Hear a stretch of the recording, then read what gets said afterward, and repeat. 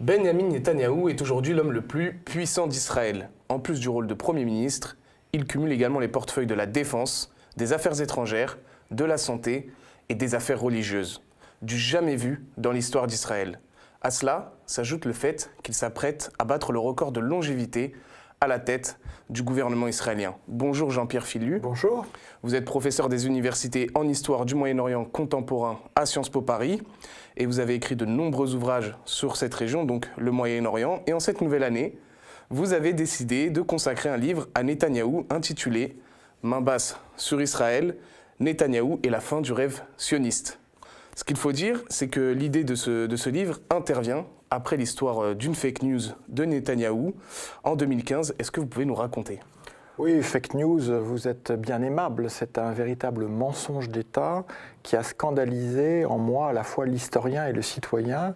Je rappelle les faits, on est devant le Congrès sioniste mondial à Jérusalem, on est le 20 octobre 2015, et Netanyahou, froidement, d'ailleurs je connais des participants à ce congrès qui ont cru qu'il y avait une erreur dans la traduction, annonce en anglais que Hitler n'avait jamais eu l'idée de gazer les Juifs et que c'est le moufti de Jérusalem, Ajamin al-Husseini, qui en 1941 lui aurait suggéré cette forme d'extermination de la population juive d'Europe. Donc c'est évidemment une honte du point de vue de la réalité historique. D'ailleurs, ça a provoqué un tollé en Israël, et l'ancien ambassadeur d'Israël en France, Eli Barnavi, a même parlé d'une prostitution de la Shoah, ce sont ses propres termes, et moi-même, ça m'a donné cette idée d'aller rechercher, mais qu'est-ce qui a pu se passer pour qu'un Premier ministre israélien veuille exonérer Hitler de la responsabilité intellectuelle de la Shoah. D'où ce livre, cette recherche, où j'ai appris beaucoup de choses sur le personnage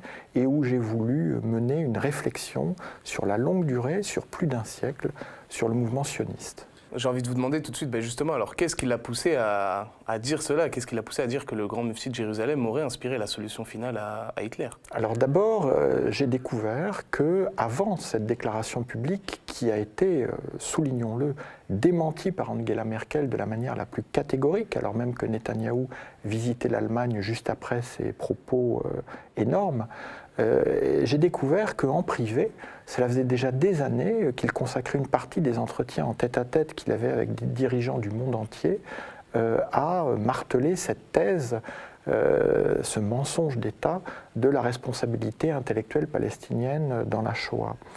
Et donc j'ai cherché comme historien et j'ai vu qu'il y avait du côté de son père, donc Ben-Zion Netanyahou, historien, mort au début de ce siècle, a passé 102 ans, aussi la volonté de réécrire l'histoire du peuple juif. Ben-Zion Netanyahou disait « l'histoire du peuple juif est une histoire d'holocauste au pluriel ». Donc déjà ce pluriel me paraissait un peu inquiétant. Et j'ai vu que Netanyahou, en fait, systématiquement utilisait cette nazification de ses adversaires, en l'espèce les Arabes, mais avant il y avait eu Yitzhak Rabin, qui avait été caricaturé en officier SS, pas par Netanyahou lui-même, mais en 1995, peu avant l'assassinat du Premier ministre israélien, dans des meetings où Netanyahou était particulièrement violent à l'égard de Rabin. Oui, ça, on va en revenir sur la mort de Yitzhak Rabin. Alors, on va revenir au début du livre. Ce que vous révélez dès le début du livre, c'est d'où vient la doctrine de Netanyahou, sa pensée politique. Alors, il y a un nom qui apparaît, c'est Jabotinsky. Moi, je ne connaissais pas. Et Jabotinsky prône ce que vous appelez un sionisme révisionniste. Alors, est-ce que vous pouvez nous expliquer qu'est-ce que c'est que le sionisme révisionniste? Lui-même se qualifiait de révisionniste, c'est-à-dire que Jabotinsky en 1922 donc, va faire une scission dans le mouvement sioniste, parce que selon lui, les Britanniques ont trahi le mouvement sioniste parce qu'ils n'accordent, entre guillemets, que la Palestine dans leur mandat, alors que lui voulait aussi la Transjordanie, donc l'actuelle Jordanie, de l'autre côté du Jourdain. Donc c'est sur cette question très précise de l'expansion territoriale, ce qui permettra d'ailleurs après de dire que, après tout, les sionistes n'occupent que quelques pourcents de la terre qui leur aurait été accordée par les Britanniques, en incluant les immensités du désert jordanien.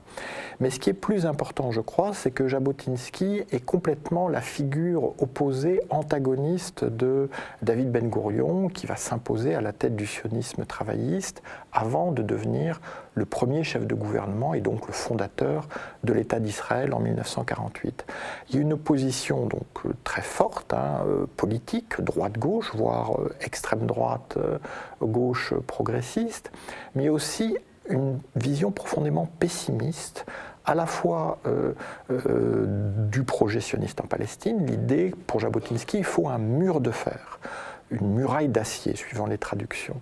Et donc ce mur de fer doit avoir d'un côté le plus grand nombre de juifs possible et de l'autre côté le plus grand nombre d'arabes possible. Et ce qu'il faut, c'est repousser ce mur. Donc on voit qu'on n'est pas du tout dans la coexistence, dans la paix. D'ailleurs, Jabotinsky dit « nous n'aurons jamais d'arrangement avec les Arabes parce qu'il ne faut pas les sous-estimer. Ils comprennent parfaitement que notre projet est un projet de dépossession. » Et puis il y a une dimension sociale. Jabotinsky est un ultralibéral et on retrouvera ça avec Netanyahou. On oublie souvent que Netanyahou n'est pas qu'un dirigeant de la droite nationaliste, c'est aussi un ultralibéral qui, en 2002, quand il était ministre des Finances, a qualifié les syndicats israéliens de gangsters. Et donc, face à la Histadrout, aux syndicats sionistes, Jabotinsky prônait au contraire un soutien tout à fait inconditionnel au patronat juif dans ce qui était la Palestine sous mandat. Ce qu'il faut dire après, c'est que Netanyahou, lui, il va rapidement gravir les échelons au sein du Likoud. Et alors avec un élément déclencheur, qui est la mort de son frère, qui va le pousser en quelque sorte à se lancer en politique. Est-ce que vous pouvez nous raconter ? Oui, alors ce qui est frappant avec Netanyahou, c'est qu'il est né en 1949 à Jérusalem, il est donc né dans l'État d'Israël, mais que dès 1972, il va faire ses études aux États-Unis, après avoir servi pendant 5 ans dans les forces spéciales et d'ailleurs participé aux raids sur l'aéroport de Beyrouth en 1968, où une partie de l'aviation civile libanaise a été détruite. Et donc, il ne se voit pas faisant carrière en Israël. C'est assez frappant. Il fait ses études à Boston, au MIT, Massachusetts Institute of Technology. Il a un premier emploi au Boston Consulting Group. Et c'est seulement quand son frère, donc Jonathan Netanyahou, qui est devenu aujourd'hui un héros national, meurt en 1976 à la tête du commando de libération des otages détenus sur l'aéroport d'Entebbe en Ouganda, c'est seulement à ce moment-là qu'il va d'une certaine façon se construire un prénom, parce que le nom de Netanyahou est d'ores et déjà célèbre. Il y a eu des cérémonies très solennelles autour de son enterrement. Il est enterré, Jonathan Netanyahou, au mont Herzl, là où toutes les grandes figures de l'État d'Israël reposent. Et donc, il va imposer son prénom, Benjamin. Et il va l'imposer en choisissant d'emblée la famille de son père, la famille politique, excusez-moi, de son père, c'est-à-dire le Likoud, la droite révisionniste. Et il va, dès 1988, être élu député et dans la foulée devenir vice-ministre des Affaires étrangères. Comme vous l'avez dit tout à l'heure, on lui reproche d'ailleurs d'avoir incité indirectement au meurtre de Yitzhak Rabin. Ah, il y a le documentaire d'Amos Gitaï, donc Le dernier jour d'Yitzhak Rabin, qui est absolument accablant. On voit effectivement des meetings avec Netanyahou au balcon, à la tribune, et avec marqué mort. Alors certes, c'est mort à Arafat, mais enfin c'est quand même marqué mort très en gros. Et dans la foule, des gens qui hurlent Rabin traître, Rabin assassin d'Israël, Rabin meurtrier, et ces fameuses caricatures qu'on peut voir aujourd'hui à Tel Aviv, en plein pied du Premier ministre israélien en officier nazi. Et, parce que, je vous coupe, excusez-moi, mais ce qu'il faut dire, c'est qu'en fait, on reproche à Rabin, avec l'accord de paix d'Oslo, de se laisser en quelque sorte dominer par les Arabes, comme dit Netanyahou. Alors il y a d'abord la domination supposée par les Arabes. Il faut quand même rappeler les choses. Netanyahou, je l'ai dit, a servi 5 ans dans les forces spéciales, puis est parti aux États-Unis. Rabin est le héros de toutes les guerres d'Israël, y compris de la guerre de 67, la guerre dite des 6 jours. Donc ce reproche est juste hallucinant. Mais on voit bien qu'il s'agit de préparer l'opinion, de créer un véritable climat de haine Et c'est à ce moment-là que Netanyahou consolide son alliance avec les colons. Pas seulement une alliance politique, mais parce qu'il peut faire descendre les colons dans la rue. Non seulement dans ses meetings, mais aussi devant la résidence officielle du Premier ministre Rabin et devant sa résidence privée. C'est-à-dire que Rabin est littéralement harcelé, persécuté, avant que finalement un de ses colons passe à l'acte et l'assassine le 4 novembre 1995. Et c'est la veuve d'Yitzhak Rabin, Léa Rabin, qui a accusé directement Netanyahou d'avoir incité au climat de haine qui a favorisé le meurtre de son mari. Et malgré tout ça, en 1996, Netanyahou accède au pouvoir. C'est le plus jeune Premier ministre de l'histoire d'Israël. Alors, au-delà de ça, qu'est-ce qui lui permet de se faire élire ? Alors d'abord, il y a le fait que celui que j'appelle Bibi l'Américain, hein, Bibi c'est le surnom affectueux, soulignons-le, de ses partisans, a contribué à une américanisation très forte de la vie politique en Israël. Alors comme toujours, comme maintenant c'est acquis, ça paraît normal, on oublie qu'il y a eu un avant. Et l'avant, c'est l'avant Bibi, c'est l'avant Netanyahou. Netanyahou arrive déjà en Israël avec de puissants réseaux financiers.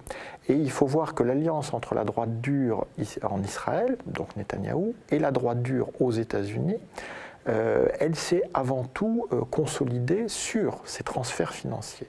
Netanyahou a beaucoup d'argent. Il a des mécènes qui sont prêts vraiment à miser sur lui et qui lui permettent de mener une campagne à l'américaine en 1996. C'est la première fois, avec des clips de campagne extrêmement anxiogènes, hein, des images d'attentats, des montages avec du sang, des terroristes, pour dire voilà, eux disent que c'est la paix, mais voilà la réalité de leur paix. Hein. Alors il y a déjà ça qui est assez terrible, et Shimon Peres, qui a succédé à Yitzhak Rabin, dont il était le ministre des Affaires étrangères, est de la vieille école, il ne comprend pas du tout cette nouvelle campagne, il est totalement désarçonné. Et il y a un débat télévisé où Netanyahou littéralement hypnotise la caméra, intervient avec des punchlines très courtes, hein, des messages, alors que Peres est verbeux, il s'en mêle, il parle avec le modérateur au lieu de regarder la caméra, et toutes les études a posteriori, c'est ça l'avantage d'être historien, prouvent que c'est ce débat qui fait basculer les élections, que Netanyahou remporte avec une marge infime, hein, quelques dizaines de milliers de voix. 30 000 si je me souviens bien. 30 000, et il faut savoir que Libération, le New York Times, avait annoncé la victoire de Peres, et que c'est seulement à 3 h du matin, heure de Tel Aviv, que le score s'inverse. Donc il est passé très très peu. Et ça, c'est aussi une caractéristique de Netanyahou, comme Trump aujourd'hui, comme ces différents dirigeants populistes. Comme Reagan à l'époque. Comme Reagan à l'époque. Mais Reagan, on ne le sous-estimait pas. Hein. On a face à des personnalités comme Netanyahou, on les juge trop jeunes, trop grossiers, trop incontrôlables, Trump ou autres.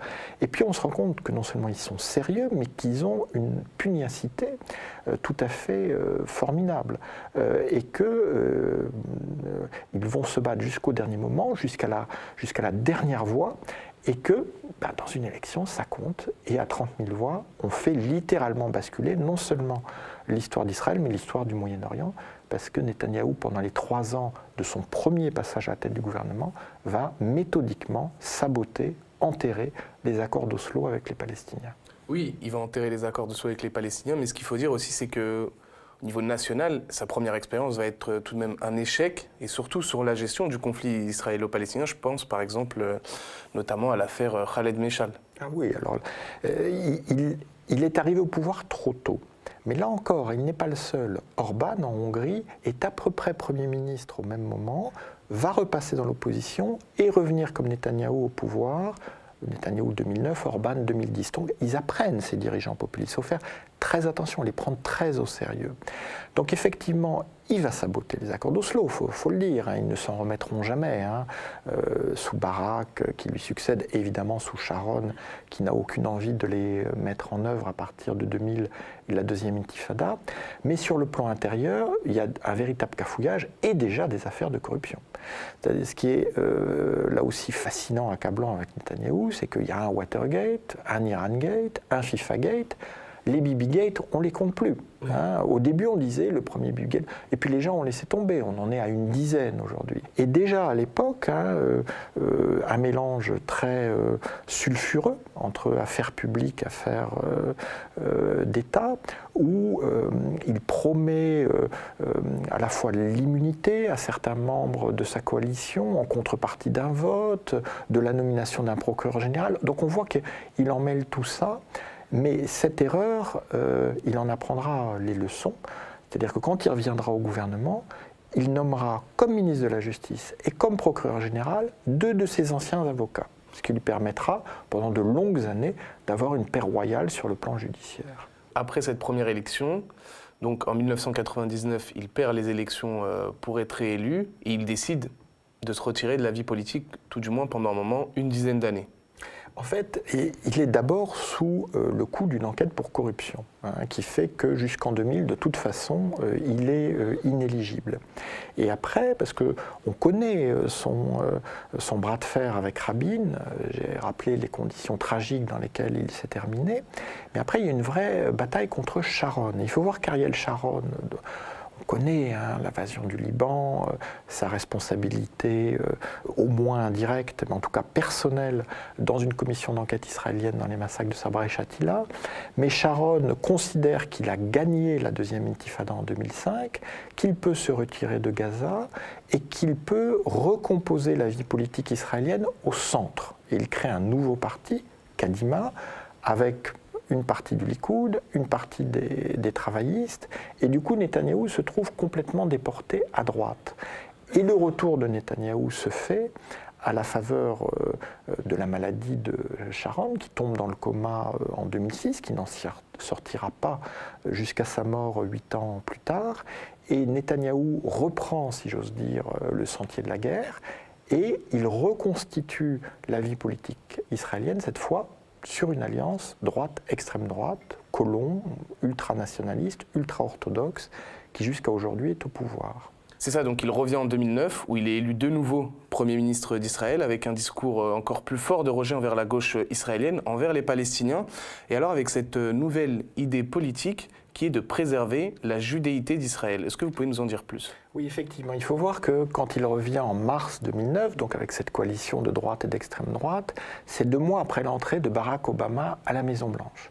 Barack Obama va faire un discours au Caire, discours de réconciliation entre l'Amérique et l'islam, où il indique très fortement sa volonté de contribuer à la paix entre Israéliens et Palestiniens. Et là, d'une certaine façon, Netanyahou sort son joker. Il dit « D'accord, on relance le processus de paix, mais les Palestiniens doivent reconnaître Israël comme État juif. » C'est tout à fait inédit. On n'a jamais demandé aux Égyptiens, aux Jordaniens, de reconnaître Israël comme État juif lors des traités de paix qui ont été conclus en 1979, en 1994. C'est totalement absent de la reconnaissance mutuelle et simultanée entre Israël et l'OLP en 1993. Donc on voit cette nouvelle condition sur laquelle il va de plus en plus se battre et qui va effectivement empêcher que le processus de paix soit relancé.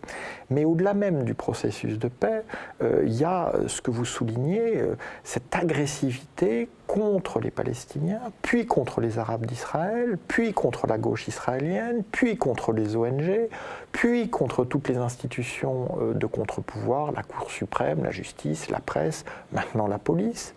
Et c'est ce que j'appelle l'ennemi intérieur. Et en fait, cet ennemi intérieur, on le voit, hein, il est multiforme, c'est une hydre. Hein. Au début, bon, ce sont les Palestiniens, et puis ça s'étend à un champ très large de la société israélienne. Et en 2015, violant toutes les règles de la campagne électorale israélienne, le jour même du précédent vote, donc aux parlementaires, Netanyahou tourne une vidéo où il dit « Prenez garde, les ONG de gauche amènent les Arabes en masse par bus voter pour changer le résultat ». Ce qui va entraîner dans les dernières heures du vote une mobilisation massive de l'électorat de droite et d'ultra-droite. Et d'une certaine façon, dans cette vidéo assez scandaleuse, il y a toutes ces obsessions, la gauche, les ONG, les Arabes, comme si tous s'étaient unis dans un ennemi intérieur. Et effectivement, c'est pour ça qu'on peut le qualifier de refondateur par rapport au fondateur qui est Ben Gourion. Ben Gourion disait toujours « État juif et démocratique ». Ceci devant aller avec cela. Tandis que Netanyahou fait passer, avec une majorité très étriquée, dans un débat très violent à la Knesset en juillet dernier, une loi reconnaissant, donc le titre exact c'est Israël comme État-nation du peuple juif, c'est la citation, où le mot démocratie n'apparaît même pas. Et on voit là réellement une refondation d'Israël sur de nouvelles bases de la part de Netanyahou. Justement, vous avez parlé d'Obama et de son discours sur l'Amérique et l'islam. Et alors le point d'orgue pour Netanyahou que vous exposez dans votre livre, c'est qu'il est parvenu à faire ce que aucun de ses prédécesseurs n'avait réussi jusqu'alors, c'est-à-dire aligner Washington sur ses positions. Alors ça, c'est effectivement une campagne impressionnante de la part de Netanyahou. D'abord, il faut se rendre compte de son culot. Qui aujourd'hui au monde peut prétendre qu'il va faire tomber un président américain ? Netanyahou est convaincu qu'il peut faire chuter Obama et que, après avoir échoué à empêcher sa réélection en 2012, il peut de toute façon empêcher que les démocrates restent au pouvoir.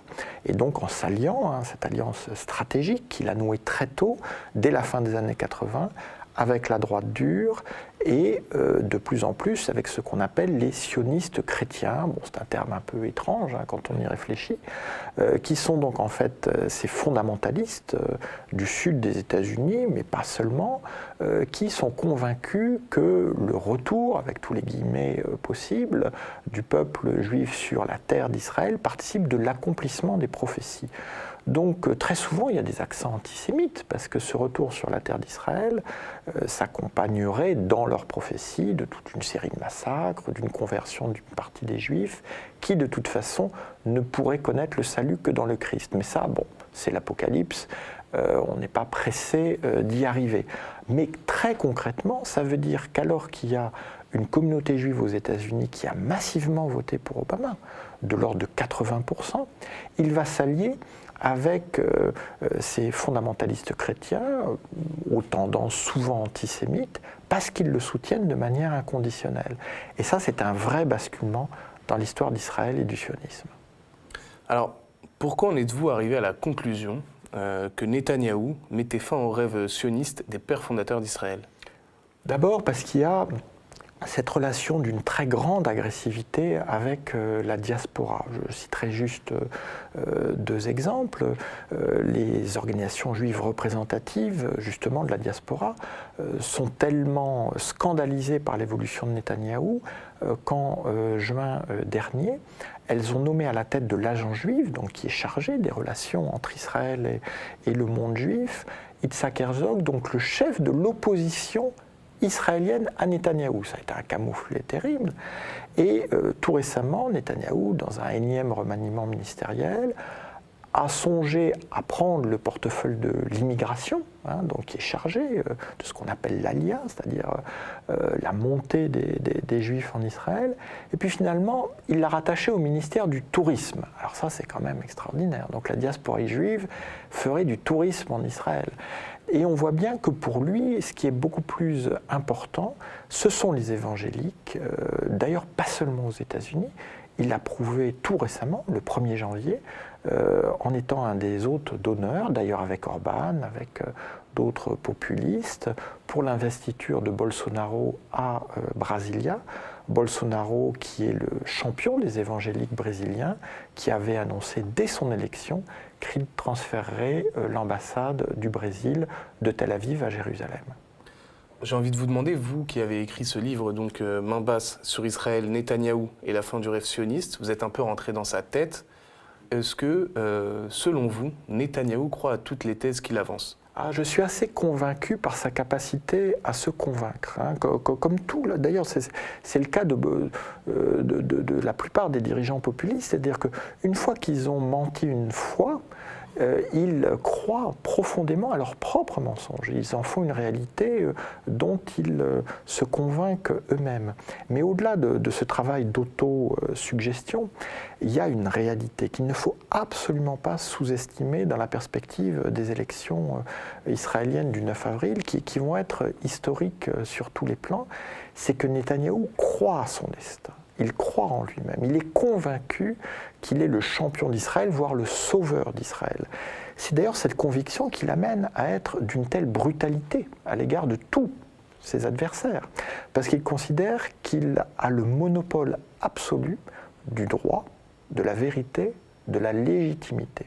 Donc il est prêt à tout face à des adversaires qu'il a délégitimés, ce qui est assez préoccupant dans un cadre démocratique. Moi, il y a un point que j'ai retenu dans le livre qui m'a marqué, c'est que vous dites, alors selon les données, c'est qu'en 1999, même s'il perd l'élection, plus de 80% des juifs orthodoxes ont voté pour Netanyahou. Et alors ce qui est assez drôle, c'est que je suis tombé sur le dernier rapport de l'indice de pauvreté en Israël, et ça nous dit que les juifs les plus pauvres en Israël, ce sont les juifs orthodoxes. Là, c'est le paradoxe de tous les populismes. Donc en Israël, il se décline de manière tout à fait spécifique, qui est qu'on a des pauvres qui votent pour le candidat des riches. Et le candidat des riches, lui-même, se présentant comme l'ami des pauvres, alors que sa politique creuse les inégalités. Donc en Israël, il y a effectivement cette dimension ultra-orthodoxe qui complique encore l'équation. Et en fait, ces milieux, ils les gèrent par le clientélisme, par les subventions aux écoles talmudiques, donc aux yeshivot, qui sont tenues par les ultra-orthodoxes. Et puis, une question qu'il a toujours réussi à éviter, c'est l'exemption du service militaire pour les ultra-orthodoxes. Et une partie du calendrier qui a mené aux actuelles élections anticipées du 9 avril prochain tient à son refus, alors qu'il y est contraint par la Cour suprême, de faire voter une loi obligeant les ultra-orthodoxes à effectuer leur service militaire. On arrive maintenant à la fin de cette interview. On est désormais à 3 mois de l'élection du Premier ministre en Israël. Netanyahou se représente bien évidemment, alors même qu'il a 3 affaires de corruption sur le dos. Selon vous, est-ce qu'il a ses chances ? Il a ses chances, mais là encore, on est dans une situation inédite. Et c'est pourquoi il faut prendre très au sérieux des élections dont l'importance me paraît capitale. On a le fait que la police israélienne a recommandé sa mise en examen dans 3 affaires de corruption, fraude et abus de confiance. Le procureur général, dans les mains de qui réside la décision de mise en examen formelle, peut se prononcer avant les élections ou après. Dans les 2 cas, ça change complètement le contexte de ces élections.